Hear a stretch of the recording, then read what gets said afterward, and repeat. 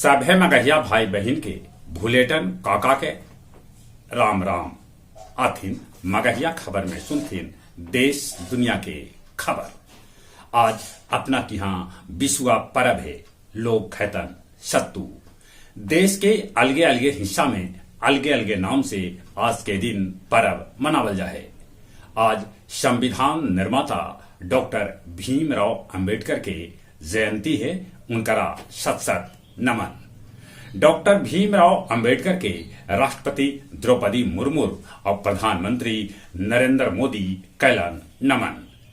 बिहार के मुख्यमंत्री नीतीश कुमार पहले विपक्षी दल के एकजुट करे में लगतन, बाद में चुनाव के बाद प्रधानमंत्री पद के कैल जाए फैसला।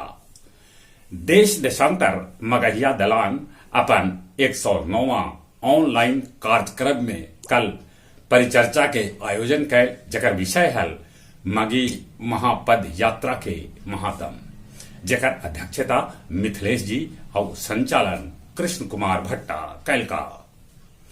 गैंगस्टर अतीक अहमद के 5 लाख के इनामी बेटा असद के पुलिस मुठभेड़ में मार गिरौलक। असद के साथे गुलाम भी मारल गए, ओकरो पर 5 लाख के पुलिस रखले हलक इनाम।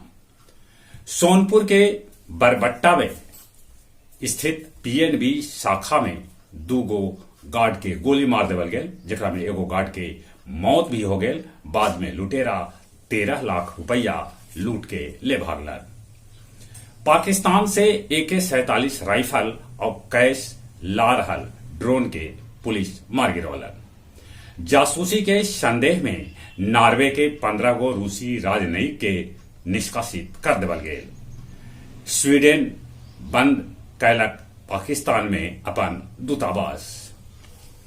गया के नूतन नगर मोहल्ला में जमीन माफिया सभे जमीन पर कब्जा करे के नियत से बुलडोजर से बाउंड्री गिरा रहलन हल। बाद में पुलिस सक्रिय होल और 6 गो ट्रैक्टर के साथे 8 गो आदमी के कैला गिरफ्तार। बोधगया टूर एंड ट्रेवल सेंटर से छापेमारी करके 1 लाख रुपया टिकट के साथे एगो दलाल के भी कैलक है गिरफ्तार। गया जी के तापमान 41 डिग्री से ऊपरे हो गया। थाईलैंड के श्रद्धालु सभे बोधगया में मनौलन नया बच्छर के जश्न।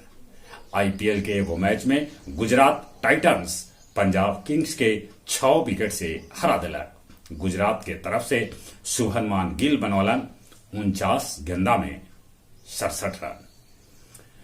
अमन शहावत एशियाई कुश्ती में जीतलन स्वर्ण पदक। फीफा बनौलक एयर डोम, जगरा में 70 डिग्री में भी खेलल जाए फुटबॉल। चलिए एक बेर फिर से अपने सभे के भुलेटन काका के राम राम।